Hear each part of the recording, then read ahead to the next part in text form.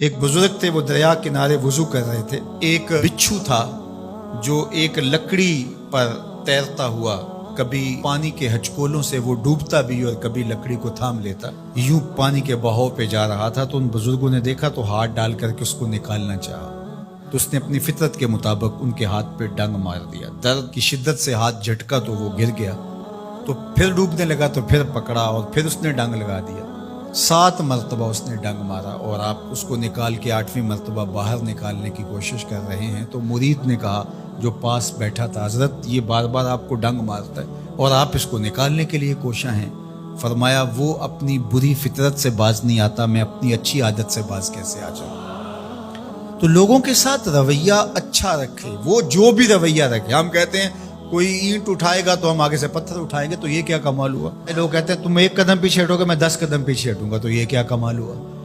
تم کہو میاں تم جتنے مرضی قدم پیچھے ہٹو، میں بھاگ کے تمہارا دامن پکڑ لوں گا، تمہیں جانے نہیں دوں گا، ایک دن تجھ کو بھی جیت لوں گا محبت کے زور پہ۔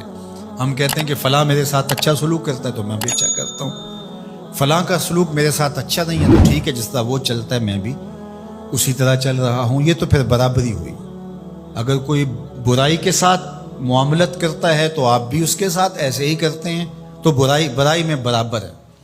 اور اگر آپ کے ساتھ کوئی اچھا سلوک کرتا ہے تو آپ بھی اس کے مقابلے میں اچھا کرتے ہیں، تو پھر بھی آپ برابر ہیں، لیکن اچھائی میں برابر ہے۔ تیسری صورت یہ ہے کہ کوئی آپ سے اچھا سلوک کرتا ہے اور آپ اس سے برا سلوک کرتے ہیں، یہ بدترین صورتحال ہے۔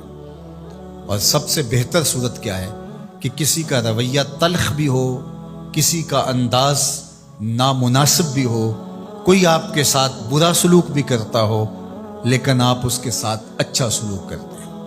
خون کا رشتہ ہے، دودھ کا رشتہ ہے، وطن کا رشتہ ہے، ہمسائیگی کا رشتہ ہے، آپ کے ساتھ اس کی تعلق داری ہے، آپ کے آباء و اجداد کی آپس کے اندر سانجھ تھی اور آپ اس کو نبھا رہے ہیں، تو یہ ہے بہترین رویہ کہ کسی کا کوئی بھی رویہ ہو آپ اس کے ساتھ اچھا رویہ اختیار کرتے ہیں۔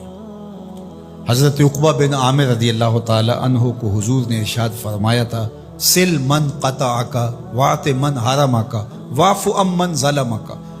اے عقبہ بن عامر، جو تجھ سے تعلق توڑے تو اس سے تعلق جوڑ، جو تجھے محروم رکھے تو اس کی جھولیاں بھر دے، اور جو تیرے پہ زیادتی کرے تو اس کو معاف کر دے، اس سے درگزر فرما۔ یہ بہترین کردار ہے جس سے ایک اچھا ستھرا پاکیزہ اور مناسب معاشرہ ترتیب پاتا ہے اور ترکیب پاتا ہے۔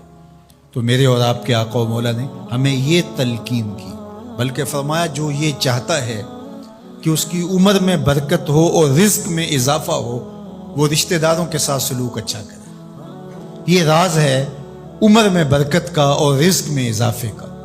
رشتہ داروں کے ساتھ اگر سلوک اچھا کرو گے تو تمہاری عمر میں بھی برکت ہوگی، تمہارے رزق میں بھی برکت ہوگی۔ تو ہمیں یہ تلقین کی کہ رشتہ دار تو دودھ یا خون کی سانجھ سے رشتہ دار بنتے ہیں، کوئی عام انسان بھی ہو، ہمیں تو ان کے ساتھ بھی اچھا رویہ اختیار کرنے کی تلقین کی گئی۔ حتیٰ کہ آپ کے دین پر نہ بھی ہو تو آپ کی ہمسائیگی میں بستا ہے، مستامن ہے، ذمی ہے، تو اس کے ساتھ آپ کا سلوک اچھا ہوگا۔ آپ کا دین آپ کو یہ سکھاتا ہے۔ شیخ سعدی بولے، شنیدم کے مردان راہ خدا، دلے دشمنا ہم نہ کردن تنگ، تو را کے میسر شود ای مقام، کہ با دوستانت خلاف است و جنگ۔ میں نے سنا ہے کہ جو اللہ کے بندے ہیں وہ تو دشمنوں کا دل بھی نہیں دکھاتے۔ تجھے تصوف کے مراتب رفیع کیسے نصیب ہو سکتے ہیں؟ تو اپنوں سے جنگ چھیڑ کے بیٹھا ہے، تو اپنوں کے گریبان پھاڑ رہا ہے، اپنوں کی پگڑیاں نوچ رہا ہے، اور تو اپنی رشتہ داریوں کو توڑ رہا ہے، تو اپنے ہم منصبوں کے ساتھ الجھاؤ میں مبتلا ہے، اپنے ہم مسلکوں ہم مشربوں کے ساتھ تیرا الجھاؤ چل رہا ہے، تیری لڑائی چل رہی ہے۔ تجھے کیسے مرتبہ اور باطن کا نور اور اندر کا اجالا نصیب ہوگا؟ جو اللہ کے بندے ہیں وہ تو دشمنوں کا بھی دل نہیں دکھاتے۔